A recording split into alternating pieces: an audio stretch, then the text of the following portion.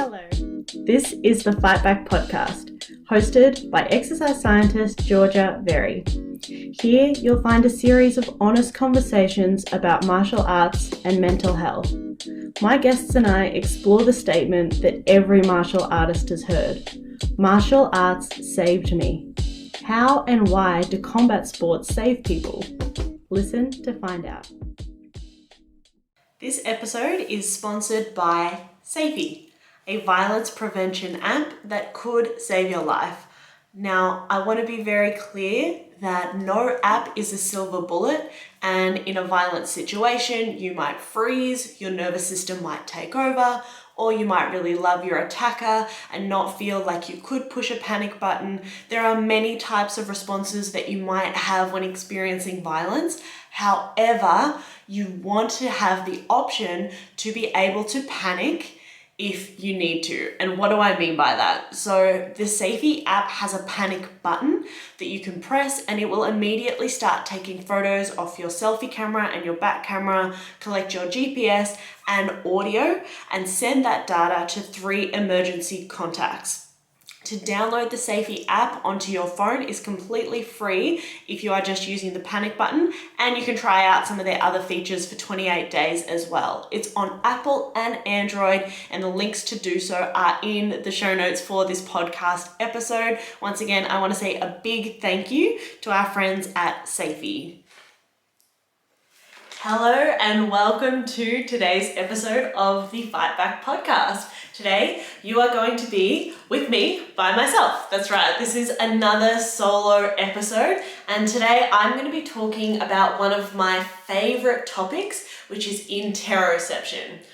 Before I get into talking about it, if content like this, so content about neuroscience and about trauma-informed practices, is one of the main reasons why you're here at this podcast, you are definitely going to want to check out the link in the show notes to a free webinar that I'm running next month about helping trauma survivors in martial arts. I'm not going to talk too much about it on this episode, so click the link for more information, especially if you enjoy the content from this episode and similar episodes. Okay, so today, what are we going to talk about? We're going to talk about what interoception is, what interoception is.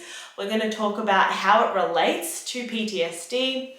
We're going to talk about why you should care about this as a topic, as it relates to you as a martial arts coach, as a martial arts student, as a person who might have experienced trauma, or as a person with friends and family that might have experienced trauma.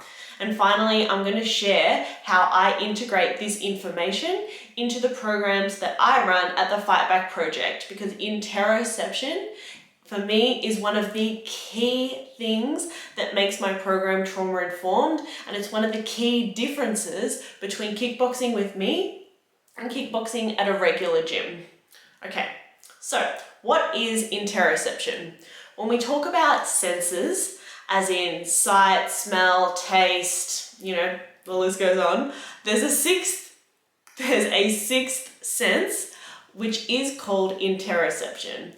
And what it is our ability to perceive our internal environment and bring that to our awareness. So it's easiest to explain with examples. Right now, you are sitting in a chair, or maybe you're standing up, or you're walking around listening to this podcast. Whatever you are doing, you can feel some kind of contact with another surface. I highly doubt that you are listening to this while levitating, and so you can probably feel the floor that your feet are touching. You might feel the chair that your butt and your lower back are touching. You might be lying down on a bed and therefore feel contact with the whole of your lower back, or your back, your head, your legs, your whole body basically against a bed. Wherever you are, whatever you are doing, you probably have contact with something. And like I said, if you're levitating, well, then you can press your palms together as if you're going to pray, and now you can feel contact of your palms against each other.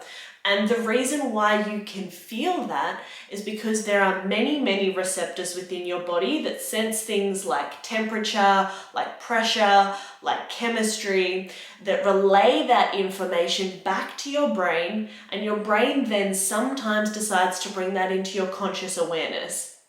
And that sometimes part is really, really important here. So you can be walking and be thinking about what you're going to eat in 30 minutes time, and therefore be much less aware that your feet are touching the floor. Part of you subconsciously knows that you're touching the floor, but you are not bringing that to your forefront of awareness, to your conscious awareness. And your brain and body, they work together to do that for you so that you're not bombarded with an overload of information. It would be super overwhelming to be trying to concentrate on work and being super aware of the chair that you're sitting in, and also being super aware that you are like maybe feeling hungry, so you feel a pang of hunger in your stomach, and at the same time being very aware of the temperature. We selectively filter out this information so that we can focus on other things, so that we can daydream, and also so that we can focus on tasks at hand, which is what we're doing a lot of the time, which means that interoception tends to fall by the wayside, apart from when we deliberately try to engage the system and when the system is necessary to be in the front of our awareness. So for example, you can ignore the fact that you're hungry up until a certain point where the hunger pangs, the lack of pressure in your stomach, and also chemoreceptors, so the chemical receptors in your body noticing a severe drop in blood glucose, will start to raise alarm bells to say, eat something right now, I'm starving. And at that point, it will become very difficult for you to ignore those internal sensations of your body. And so that is interoception. It's a big umbrella term for all of the different things that we can feel consciously within ourselves. So keep that in mind as we're talking about this whole conversation. It's really important to realize that we're not constantly interocepting everything. It is very selective, and it only really becomes interoception when it is raised to our consciousness, not just to our subconscious and our brain working on things to be doing in the background. Okay, so that is interoception. Now, why should you care about interoception? Why is it so interesting, and why am I so passionate about it? So the reason is that it's not as simple as saying that feel your feet on the floor and you're going to feel your feet on the floor for everybody. This is really important. If you don't practice being aware of your body, you will experience it less. Regardless of whether or not you have experienced trauma, you will be less present. This is the big argument for meditation, is that if you practice sensing your body in space, feeling your feet on the floor, following your breath, doing anything that kind of resembles something like this, then day to day, you will be able to put more space between an event and a reaction. So, for example, if you are well practiced at interoception, someone might say something that makes you feel mad. Okay, it doesn't matter whether it's valid for them to have said that, or it's not valid, or true or not. Most people, when someone says something to them that makes them feel upset or sad, they're going to have a physiological response. For example, your heart rate might go up, or you might feel that your breathing kind of changes, or you get this like kind of feeling in the pit of your stomach. Maybe like that's quite specific to me, right? That everybody will experience different emotions physiologically differently. If you have practiced at interoception, you will notice that physiological sensation before your brain embodies that emotion as fact and then reacts. And so what I mean by that is the order of events, they are very quick, but if we separate them out, the order of events would go, person says thing that makes you mad, body has a physiological response, brain decides that physiological response equals an emotion, out of that emotional state decides an action to take, and the action in response might be to say something back, or it might be to throw something at the wall, or it might be to run away. Whatever, it doesn't matter. What is important is that the physiological response, the body change, the heart rate going up, the breathing changing, the feeling in the pit of your stomach, that's first. And if you can recognize that feeling, notice that feeling before you assign an emotion to it, that's where you can start to put space between your emotions and thoughts, and you can choose how you want to react. Now, you might decide, this is the 50th time that this person has said something to me. I've tried being nice, I've tried doing this, I've tried doing that. Now I actually do want to throw a chair at them. Fair enough, that's up to you. But you want to be able to make a conscious decision about why and when to act. If you can interocept, you can sense how your body's feeling, you can make a decision and then respond, rather than just blindly responding based on your emotions kind of controlling you. Okay, and that's a really important skill for everyone to have. We all interact with people, and we have all done and said things in arguments that we didn't want to. So more interoceptive awareness helps with us dealing with these kind of day-to-day interactions we have with people.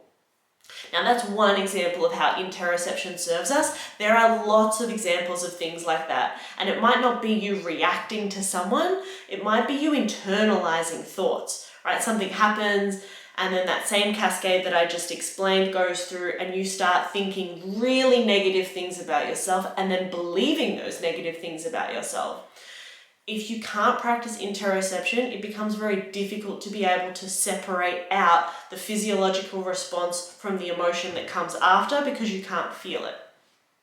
Okay, so we've got interoception, which is this awareness of what is happening physically inside our body. That can be contact with things, it can be changes in chemistry, it can be changes in pressure, lots of different types of sensations, but they're all information about our internal environment that gets fed to our brain.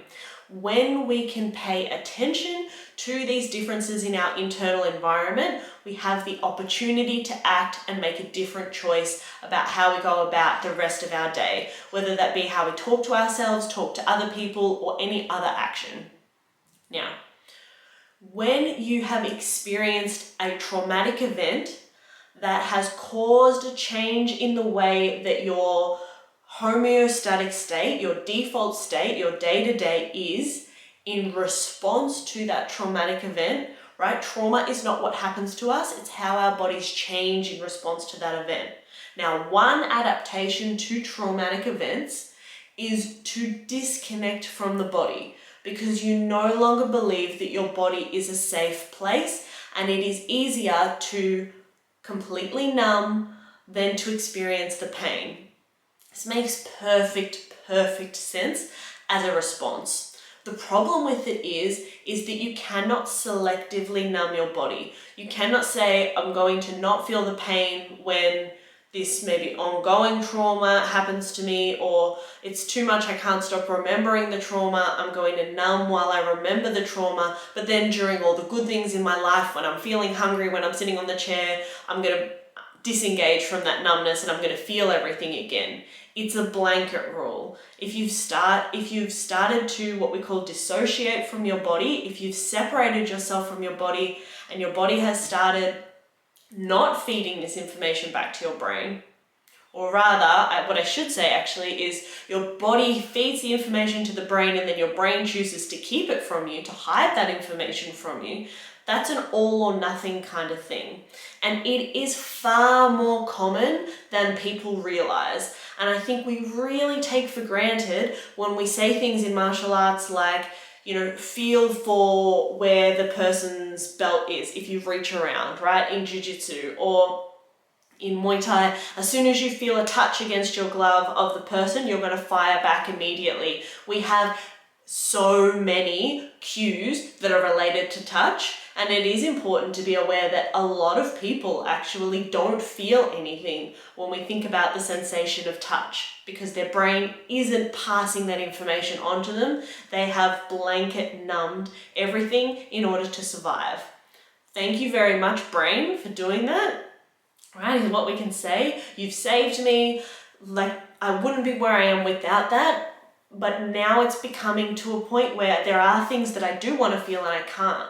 And so, that's where learning interoception for some people is really important. It's not just that they don't practice it often and therefore they're not putting little moments of interoception in between hearing a stimulus or a trigger and then reacting. It's actually that even if they stop and try to feel something, they don't feel anything. So as a coach, as a martial arts coach, this is something to be aware of. This is not going to affect everybody in your club, and some of the people who it affects might tell you, and some will not.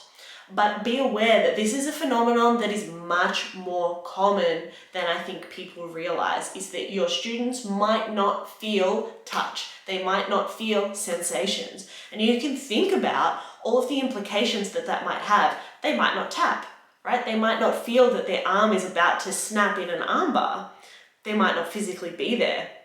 While they're hitting pads, they might float away essentially and leave their body, maybe watching it from the roof, or maybe they're just completely blacked out, but they seem like they're still there. At that point, they're incredibly prone to injury because they're not aware of how hard they're pushing their body, right? So having an awareness of that somebody might be kind of like quote unquote zoned out in your class means they don't feel anything in their body, and you might need to help them step into their body. We're going to talk about that in a bit. Okay. The other end of the spectrum with interoception is you can be hypersensitive to interoceptive sensations. What that could look like is, someone touches you and it brings up a huge, overwhelming flood of emotion relative to a past trauma. Anything that kind of resembles the touch that was similar to the trauma, or it could be like another blanket response where any physical contact that you might have might trigger the trauma or trigger your brain to remember the trauma and make it feel very much like the trauma is happening right now. It can also be linked to breathing. So breathing in and noticing that your lungs expand can remind you of like stressful breathing in, as in a flight or fight kind of response where your physiology has changed because you're preparing for threat. Breathing can cause an overwhelming amount of interoception, which can then lead to an overwhelm of emotions and physiological changes in response to that perceived threat through interoception. And this we call hypoarousal. Right, what I was describing before about being disconnected fits into a broader category, which is called hypoarousal, low arousal where you've kind of numbed. Hyperarousal related to interoception can mean that you are incredibly sensitive to sensing things from within your body.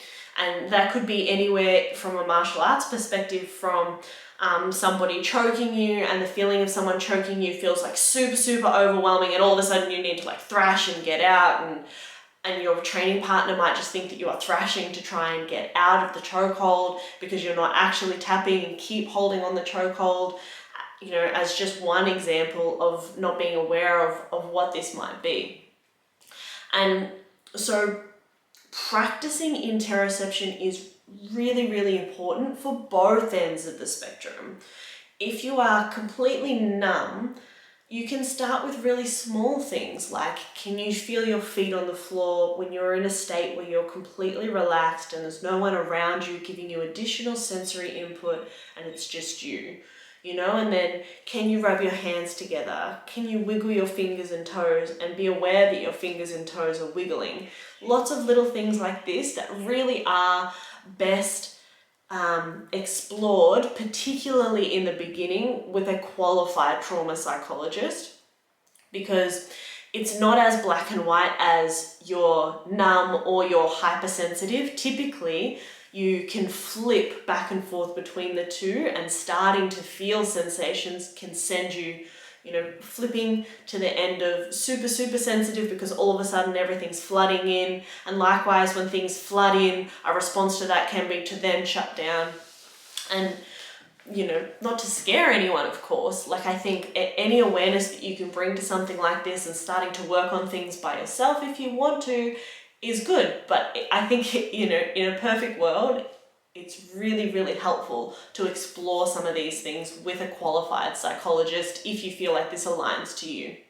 But in talking about our conversation around, okay, if I want to be a more trauma-aware martial artist for my training partners, or I want to be a little bit more aware as a martial arts coach, or I myself have experienced trauma and I resonate with a lot of these things, but I had never known it was called interoception, or this is why it was happening, or this was the effect of it, So I think that all of this information is really, really useful to have. I'd just like to point out that, depending on where you're at, the person that you work with to improve on this may well be a psychologist. Okay, so that's it. With a training situation where you have someone who goes numb on you. So let's say you're a training partner. You're training and your training partner goes like completely spacey. Okay, let's say we're kickboxing and they just suddenly stop, right? They put their hands down, they maybe slump to the floor, or like they're just standing there looking kind of dazed and confused. For somebody like this, it's really helpful to try to encourage some sort of movement. Okay, I really like things like, okay, can you see if you can wiggle your fingers and toes? Or can you see if you can tap your feet on the floor? Or can you have a look around the room and pick out, a couple of points that you like? Or can you raise your eyebrows and then bring them down? Or depending if somebody's, starting to wiggle their toes a bit more, like, can you shake your body more? Can you shake your whole body? Can we do like a whole body animal shake? As soon as you start to encourage movement, the nervous system goes, oh, okay, movement is okay, and we're kind of moving away from this dissociated, numb kind of state. Okay, and this is from someone freezing in addition to feeling nothing, right? So if it's just that and I shouldn't say just, but without the presence of a freeze, if it's that someone in training is saying like, oh no, I don't feel that, oh no, I don't feel that, oh no, I don't feel that, then I think the response is just to normalize that and go, did you know that's actually really, really common? Like I was listening to Georgia on the Fightback podcast and she said heaps of people experience that. It's super normal. If there are any sensations that you can feel, focus on that as the positive and keep working on the things that you can feel, and the other stuff will start to enter into your awareness. That's what I have seen in my classes, is that when women start with one thing that they can feel, eventually they're like doing a hook and they can feel their shoulder muscle moving as they're doing the hook, and they're like a child who has experienced movement for the first time. That like real playful, beautiful sense of curiosity, like, oh my God, I can feel my shoulder. What? That is crazy. That starts to come back on board. It's just practicing with baby steps and focusing more on what you can feel than what you can't feel. Okay?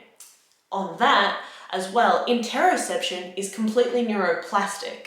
What that means is that the more you practice it, the better you get at it. And this is at every end of the spectrum. It's not just someone who has no issues with feeling their body, but doesn't regularly implement it and practice it, like the example I spoke about at the beginning of this episode regarding how reactive you are to someone saying something mean to you. But it can also be if you really have very little interoceptive ability at the moment, and in a class, you're feeling a lot of the time like you don't really feel very much, just by saying, well, okay, he's saying, you'll feel your arm extend before the tap. Well, I don't feel anything, but I'm going to imagine that I can feel something. Every single time that you imagine that you feel the thing, you are strengthening that connection. The only reason why you don't feel anything is that your brain has uncoupled the connections that talk to you from body to brain. Neurons that wire apart, fire apart. And it's like the opposite of neurons that fire together, wire together. Okay, so if you don't use them because you don't do interoception, there's just like a little bit of a gap in the connection, and you can bring the connection back together. Every time you try and use the connection, I almost imagine it's like two wires getting a little bit closer and a little bit closer and a little bit closer every time that you imagine it, until finally they touch together. And focusing on the things that you can feel, then focusing on the things that you can't, but imagining that you could, is a really nice way to put them together. It's a good balance of your brain getting wins and then your brain trying things, making errors, and therefore being more neuroplastic, which I spoke about in a prior episode about making mistakes. Okay, so every time you practice interoception, you get better at it, and that is so empowering and so beautiful. So if you're working with someone who can't feel anything, one, if they're numb and they're not moving, start to encourage some movement with them. It can be as minimal as wiggling their fingers and toes and as maximal as doing a full body shake. You want to get them to start trying to move if they can. And, don't command at them, like move your fingers and toes. It's really nice to preface that by, can you wiggle your fingers and toes? Or would you like to wiggle your fingers and toes? Because they're already feeling overwhelmed. Someone shouting commands at them is probably not that helpful, right? Okay, the next thing that you can do is, if they can move and they're aware but they just can't sense an area, is to say, well, what can you feel right now? Can you feel your butt on the floor? Yes, I can. Feel your feet on the floor? Yes, I can. Can you feel me extend your arm? No, I can't. Okay, no worries. Do you feel comfortable with me extending your arm even though you can't feel it? Yes, I do. Okay, every time I extend your arm, imagine what it would feel like to bring awareness to that section. Think about where that section is. Physically look at that area, look at your arm, and you will get better at being able to sense it every time you practice that. Okay, so those are some steps for helping someone who is in a state where they're not experiencing a lot of interoception.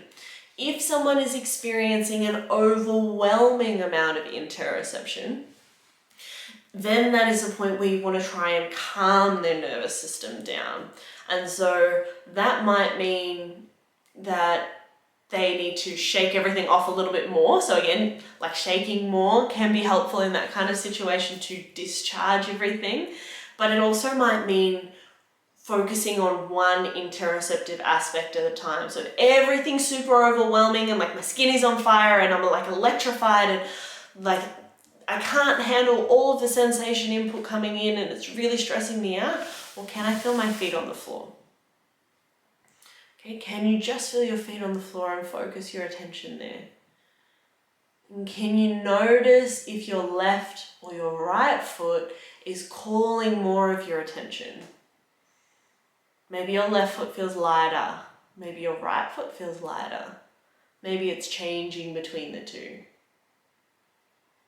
Okay, and bringing their awareness to one area like that, and it could be your hands clasping together. It could be that you take their hand and ask if they can feel the pressure of your hand, if you've got the kind of relationship where they're comfortable for you to make physical contact with them, but getting them to focus on one area that they can direct all of their interoceptive awareness to can help calm the nervous system in that kind of situation. Breathing can be useful too. For me, it's not my first go-to. I would rather focus on the feet or the hands or something like that, because like I mentioned, breathing can be stressful. And I'm going to talk more about that in the webinar that I'm going to be running that I mentioned at the start of this episode. So again, check out the show notes for the link to register if that kind of thing interests you. Okay, so we've got interoceptive awareness, this awareness of what happens inside our body. It's a super useful practice for everyone, not just for improving your reactivity throughout the day, but also being aware that people that you interact with might either be on the very, very low end of interoceptive awareness. We talked about some strategies you can use to help them. They might be on the super sensitive to interoceptive end of the spectrum, and we talked about some strategies you can use to help them, both as a training partner and as a coach, right? Those strategies are the same. You can come up to someone who's having a hard time and help them if you are the coach. If you are a training partner, you work in one-on-one with someone, you are more likely to be there immediately as something is happening. and you're more likely to have dialogue with the person that you're training with than the coach who's looking after probably 30 people in a class. And so you can use the same strategy, like I said, if you're in either role.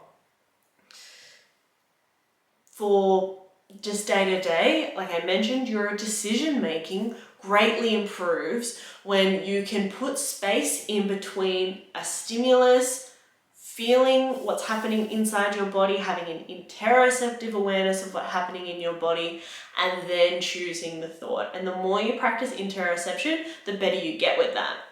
Which brings me to my next point, okay, which why I love interoception and including the body in as much things that we do, not just physically, as in we're kicking and punching, so obviously the body is doing that, but also thinking about the role of the body in all of these things, is that meditation is incredibly triggering for a lot of people. I'm going to say it again because I think this is such an important concept to grasp. Sitting with your eyes closed, concentrating on either nothing or breathing is incredibly stressful if the main thing that your brain is focused on is remembering stressful past events.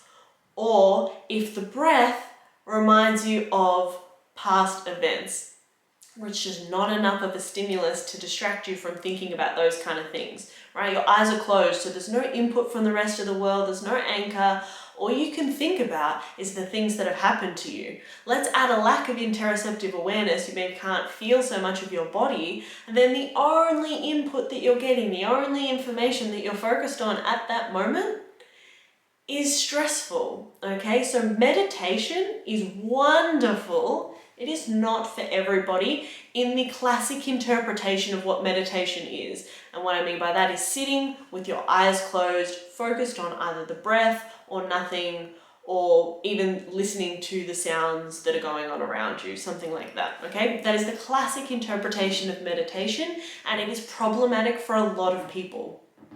What I like to do with people as an alternative, or what I point out to people, is that an alternative is to do a movement practice which uses the body as an anchor to the present rather than the unknown great blackness present, okay? Rather than trying to think nothing, think body. Practice switching your awareness between your feet. Practice noticing if I pull my arm across my shoulder in this kind of movement, right? If you're listening, I'm bringing my arm all the way across, then my other arm is hooking over my elbow, and I'm pulling my arm across in a classic shoulder stretch that you might see people do before they, gonna go for a run or something like that, which I always think is hilarious. You see people like bring one arm across their body and then the other arm across their body to stretch their shoulders before they run.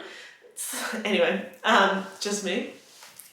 So when I go to do that, well, what do I feel? Do I feel a stretching sensation in my shoulder? Where in my shoulder do I feel that sensation? What if I lift my arm up? What if I bring my arm more down? What if I pull the stretch through more? What if I change the angle of my head, right? As I'm thinking all of these things, I'm noticing in real time how that changes the interoceptive feedback that I'm getting from my body, which means that all of my thoughts are about the present moment. Some of the biggest benefits from meditation come from being present, from shutting down an area of the brain which is known as the default mode network, which is responsible for rumination, right? And thinking rather than about what's going to happen later and rather than about what happened in the past, thinking just about what is happening right now. Again, thinking just about, okay, stay present, invites a lot of space for thoughts to come flooding in. And that can be a useful practice, but it can also be an overwhelming practice. And so using the body as an anchor for the present moment is a wonderful alternative that gets a lot of the same results without as much of the trigger. Yay, okay? And I love that in martial arts because martial arts are wonderfully engaging. It's very difficult to be rolling with someone in jiu-jitsu and at the same time thinking about what you're going to eat later because the activity requires all of your awareness. Same thing in sparring with kickboxing, right? It's very difficult to be thinking other things while someone's punching you in the face. You need to concentrate on that or you're going to get punched in the face, right? You're not going to block it. Similarly, when you're first starting kickboxing, punching and kicking can feel like it takes a lot of your mental energy because it's foreign. It's a new movement pattern. And so you have to concentrate. And again, that makes you stay really, really present and focused on what you're doing. What happens is, as you become more and more advanced within these sports, it becomes more muscle memory, so-called muscle memory, right? Muscles don't have memories, but let's use the term muscle memory. Everyone knows what that means. And that gives your brain space to wander and think about other things. And that's where coming back to the body as an anchor is a useful practice, right? So this segues quite nicely into how do I apply interoception at the Fightback project. So like I said, you can use interoception as a way to stay hooked in the present moment. And for a lot of people that have experienced trauma, that is something very difficult to do. And it is something that is incredibly beneficial because of all the people, they're the ones who need a rest from thinking about the things that happened in the past more than anyone, okay? So what we can do, and what I do with my clients, is at the beginning of class, we pick a couple of muscles based on some of the techniques that are going to feature in the class, and we try to see if we can bring our awareness to those muscles during stretching. So for example, if in the class we were going to learn a knee and a tip, so those are both kicks, and they both use many muscles, but let's focus our attention on gluteus maximus, the muscle in your butt, and your quadriceps muscles, the muscles in your thighs. Then we can do various stretches and activation drills to see if we can notice those muscles without having to multitask. So without standing up, so sitting on a chair so you don't have to focus on balance at the same time, without having to focus on kicking at the same time, just holding a stretch or moving through a stretch if movement feels safer for you, and noticing how that shows up in the body. Saving that as a blueprint and going, okay, I can remember what it felt like to stretch my glute when we did that specific glute stretch. Therefore, I have an awareness of where my glutes are. I'm going to keep that in the back of my mind to try and remember it. And then when we go to kick, well, now I'm going to think again. Okay, I remember where my glute was from the stretch. Can I feel it while I'm kicking? Yes or no? Maybe not. That's totally fine if we're starting out, right? And as we keep practicing, maybe you feel it a little bit more and a little bit more and a little bit more, and you increase this interoceptive muscle, so-called again, right? There's no interoceptive muscle, but you increase your capacity to interocept every time that you practice doing it. Every single time you ask, where are my glutes? Where are my thighs? Where are my hip flexors? Where are blah, blah, blah, blah, blah, this muscle, this muscle, this muscle, where's the floor, right? Then we go through practicing intervals where while our intensity is going up, now we're still trying to see, well, can I feel my glutes also while my heart rate's going up and I'm feeling, the physiological effects of exercise. Then we look at, can I bring my heart rate back down? And does part of that look like interocepting? Do I sense where my body is? Am I tapping my floor? The floor, could be my floor if I own the house. Am I touching my shirt and do I feel the texture of the t-shirt that I'm wearing compared to the texture of the leggings that I'm wearing? All of these little interoceptive cues.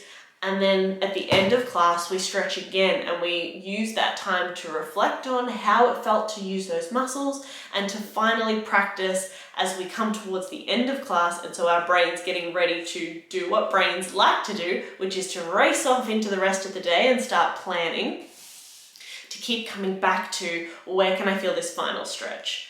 Can I still feel my hip flexor while I'm stretching it? Can I still feel my glute?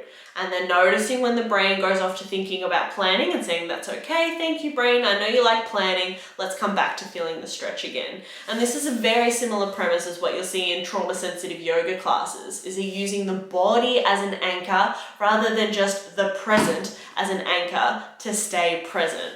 And that, for me, is such a beautiful thing because I think it makes meditation as a concept so much more accessible to other people, right? Regardless of whether it's if you've experienced trauma and that's the reason you don't like meditation, or you're a, I guess, quote unquote, hyperactive person, right? You like movement as opposed to stillness. It's still super beneficial for your brain to enter into these flow states That's one part of martial arts, but also just to be really present, not necessarily in flow, right? But being super aware of your body and therefore being in the present moment. Even if you keep flicking back to past and future, coming back to the present as an anchor is a practice that is so beneficial for so many reasons that I'm not going to list out past the scope of this episode because we're just talking about interoception, but I think the benefits of meditation and being present are quite well known. And if anyone would like me to do an episode about being present and how that relates to trauma and how that relates to martial arts in more detail, let me know and I will certainly do an episode about that if you think it would be useful. So, in summary, today I spoke pretty fast. Please also let me know if I speak too fast for you to follow, but we spoke about interoception. So we spoke about how you can sense your body, feel it in space, feel the temperature, feel chemical changes. You get all of this information to your body and your brain sometimes chooses to bring it to your awareness. How often it does that depends on how practiced you are at doing interoception, as well as how urgent it is for you to focus on these internal sensations, like the example of feeling really hungry.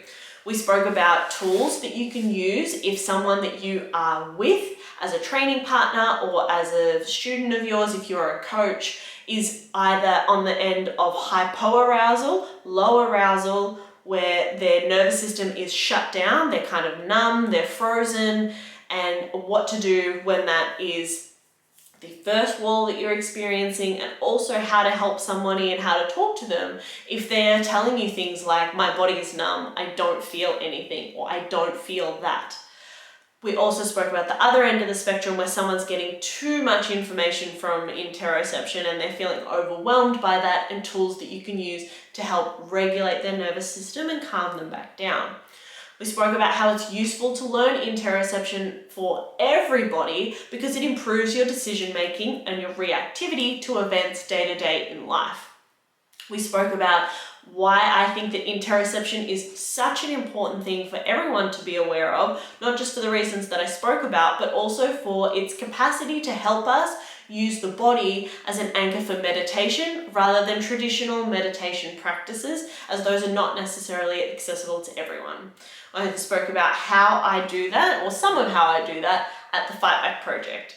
And again, I want to remind you that I have got an event coming up. It's a free webinar, so if you want to come along and learn from me in more detail how to help trauma survivors in martial arts, you can check out the show notes, and the link to that will have much more information about it, okay?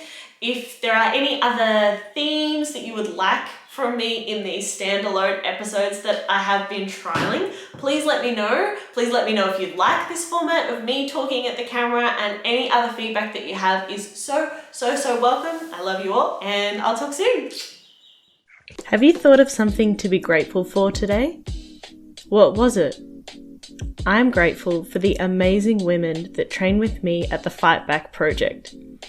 I'm grateful for Nari and the beautiful song Shape Me heard at the beginning and end of every episode. And I'm grateful for you for listening to this show and helping martial arts keep saving lives. So thank you from the bottom of my heart. If you'd like to leave me a review to help more people find the show, that's a bonus.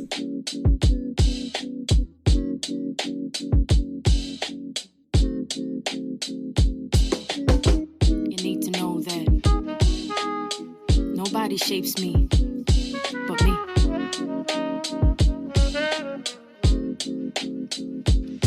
Don't gotta tell you what my name is, I don't gotta explain it. Walk in the room, hear a boom erupting like I'm famous. I'm here shedding shells, I'm shameless.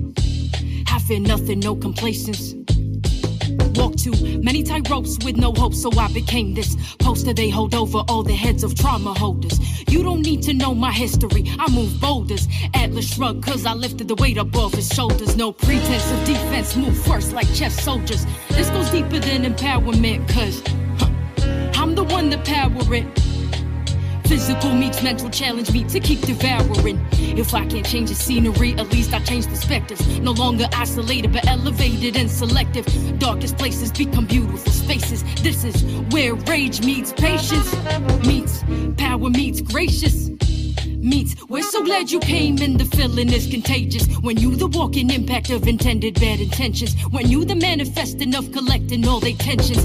You the soul and body hold it all and still remember. But I'm a work in progress, testament to all contenders. Forgot what it was like to have control over self. Forgot what it was like to be the one in charge. Forgot in my reflection I could see all my wealth. Forgot that with my bare hands I break all these bars, barriers and obstacles. They can't cage me, they can't chronicle all my experiences and reduce them to appearances. When I was truly beaten, gave myself clearances to fall down, mess up, and get myself back up. I'm not looking for clovers cause I don't believe in luck. Damn, you a badass, I heard them say it clearly. Why thank you very much, I know now I'm not weary of what's next for me. Cause I expect to see growth like I was planted, watered, fed, and bloomed to be. The positivity and accountability, knowing they won't step if I'm the agent of my agency. I think I found my voice again, huh? I think I found my voice again, huh? I'm not sorry, you're the end where I begin. Boundaries, I know them well. Take a breath and meditate. Who is she? I know her well. Now I get to open gates. 1, 2, 1, 2. I don't need your permission. And if you get uncomfortable, then use your intuition to know that I won't stay where respect is ever missing. And everything I do, that's me making decisions. It's truly underrated, the value of self-worth. Forgot that I was rich from the moment of my birth. A penny from my thoughts, no really, you can't afford it. You cannot buy my story, rewrite it, or record it. You cannot buy my story, rewrite it, or record it, huh?